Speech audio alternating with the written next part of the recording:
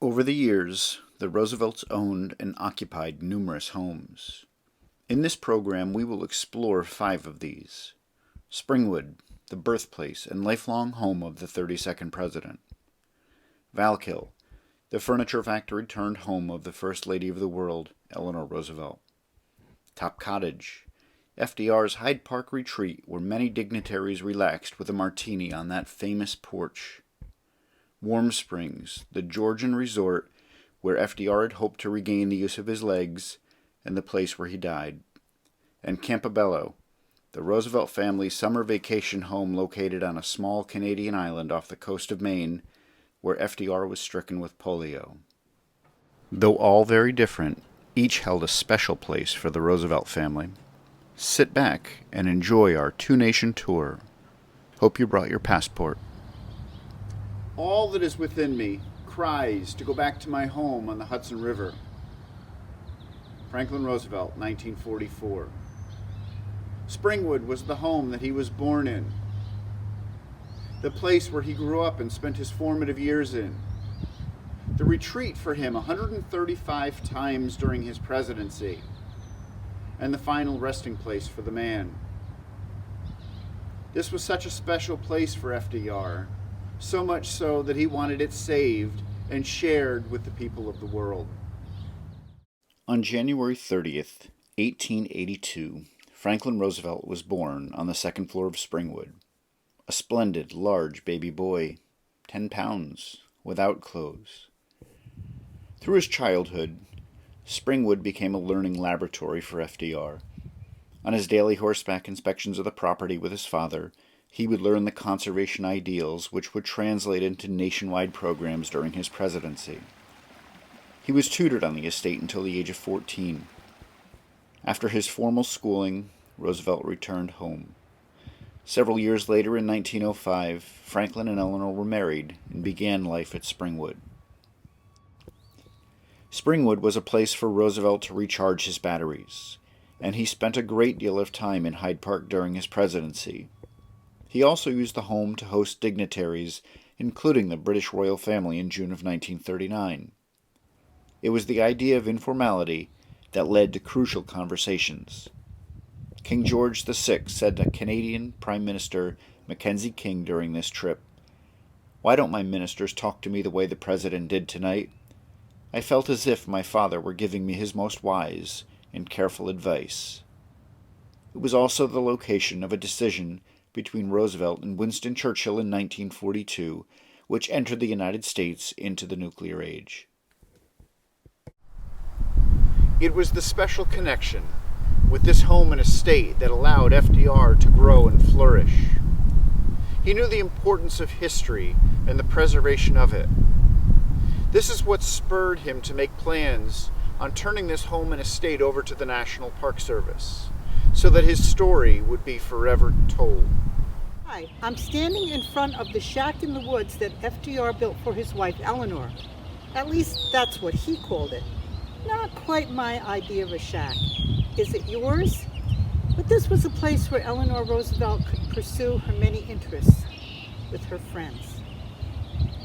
In 1924, FDR offered to build his wife and 2 of her political activist friends a cottage on land he owned by the Fallkill Stream that was a favorite picnic spot of the Roosevelt family.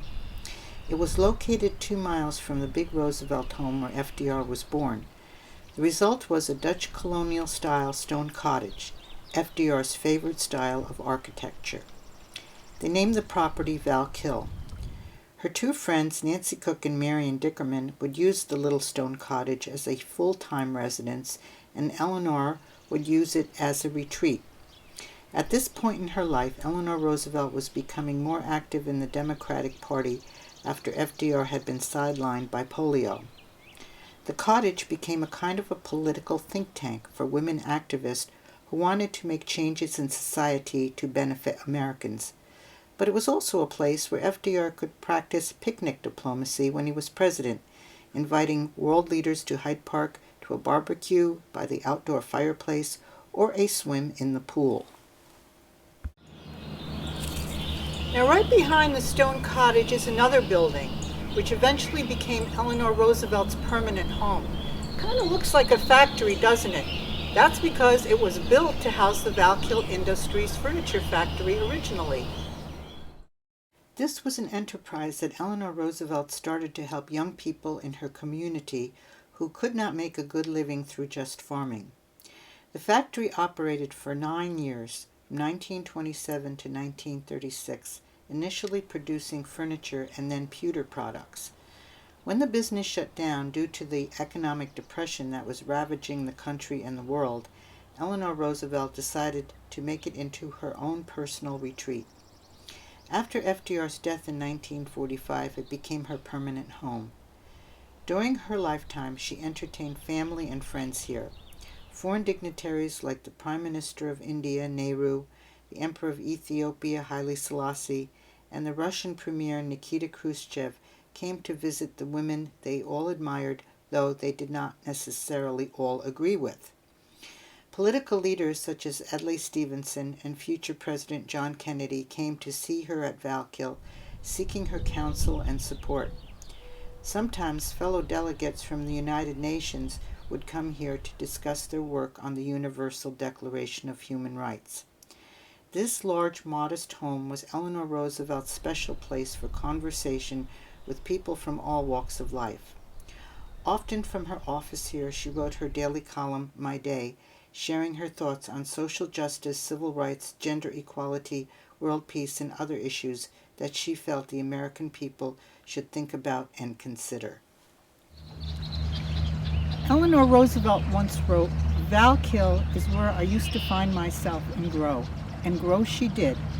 From being a wife and a mother, to a political force, to an activist First Lady of New York State and the nation, to being a United Nations delegate, and to being the person people called the First Lady of the world. July 1st, 1938, Franklin Roosevelt addressed reporters about a cottage he was going to build on this very spot. When he got up here with his hand-controlled Ford car, he addressed reporters and said, "This is Duchess Hill. Welcome to Top Cottage." FDR designed this handicap-accessible home with the help of architect Henry Toombs. This secluded cottage would be a place to get away from the stress of being president. It offered the refuge he desperately desired and needed in the years between 1939 and 1945.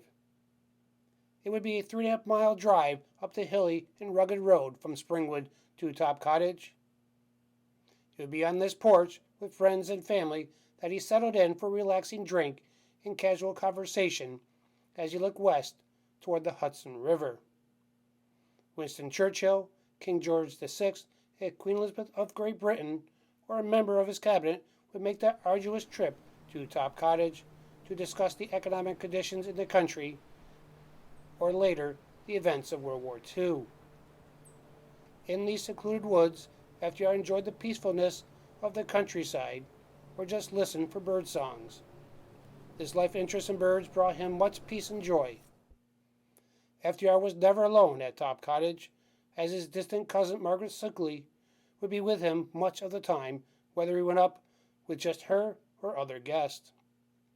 She would chronicle many of his trips to Top Cottage. Top Cottage was a place to clear his mind and recharge his body and soul. It was a place where he did not have to worry about or hide his disability. It was a place for him to plan his future after he was no longer the President of the United States, whether as a retreat or a home. By the time FDR died on April 12, 1945, he made nearly 100 trips to Top Cottage. The Little White House, it wasn't just a resort or vacation spot. No. From the first time in 1924 when Franklin Roosevelt visited, swam in the pools, and he felt movement in his polio-affected legs, it became a place of hope. Hope that he would pass on to millions. After spending nearly 2/3 of his personal wealth, he bought the Meriwether Inn, the Springs, 27 plus cottages, and 1,200 acres. He decided to build a cottage. In 1932, he hired his friend and architect Henry Toombs. They decided on a Southern Greek Revival style construction. The front of the house is flush to the ground, and in the rear, the sun porch overlooks a wooded ravine. FDR would say it's as high as the bow of a ship. FDR had them use longleaf pines cut from the property, milled on site. Also, the stone for the fireplace and the walkways were also from the property. In all, it cost $8,000 to construct, and after the construction, the Roosevelts held a housewarming, inviting nearly everyone in Meriwether County. It was after that event that he announced he was running for president, and that's when the new cottage received its nickname, the Little White House. As you visit today, you'll find all the furnishings and the items in the house are original, just as he left them. Events took place in these wooden walls that not only impacted our nation, but the world. Millions have come to see this simple 6-room cottage. That was a place he came to recharge his mind, body, and spirit, what FDR called the spirit of Warm Springs.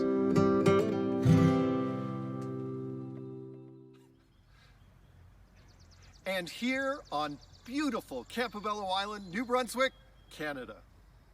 Franklin Roosevelt first came to Campbello Island when he was a baby. His parents, Sarah and James Roosevelt, brought him and their family to enjoy some rest and relaxation. When he was a child, his parents eventually bought a summer cottage here on the island where they enjoyed all sorts of wonderful recreational activities. Franklin enjoyed a wonderful childhood here on Campbello Island. His mother, Sarah, knowing how much Franklin loved coming to Campbello, purchased this cottage for he and Eleanor after they were married. That way Franklin could bring his own children to the island, teach them how to navigate the swift currents of the Passamaquoddy Bay, and enjoy the rugged coastline of the beautiful island. The kids enjoyed it so much that Eleanor would often need this megaphone to call them up from the beach or wherever it is that they were playing for dinner and bedtime. After President Roosevelt's first 100 days in office, he returned to Campbello Island for 3 very brief visits, 1933, 36, and 39. After his death in 1945, Eleanor kept coming to Campbello until her last visit here was in 1962, just a few months before her death, for the dedication of the Franklin Delano Roosevelt Memorial Bridge. The Roosevelt Cottage, 117 feet long, 33 feet wide, 3 stories tall, 75 windows, 10 exterior doors, 18 bedrooms, 6 bathrooms, 34 rooms in total, 4 chimneys, one with a nasty little leak we're really not supposed to talk about. Built in 1897, purchased in 1909 for $5,000. What a great little wedding present that was. 51 gallons of red paint, 26 gallons of gray, 10,237 and a half square feet of living space. Just a small cottage off the coast of Maine. President Roosevelt loved coming to Campbello Island, and while he was here, he loved sailing, swimming in the ocean, picnicking on the beach. He loved golfing. He loved playing tennis. He also loved watching the sunsets and the sunrise and relaxing. And you can too when you visit Campbello Island.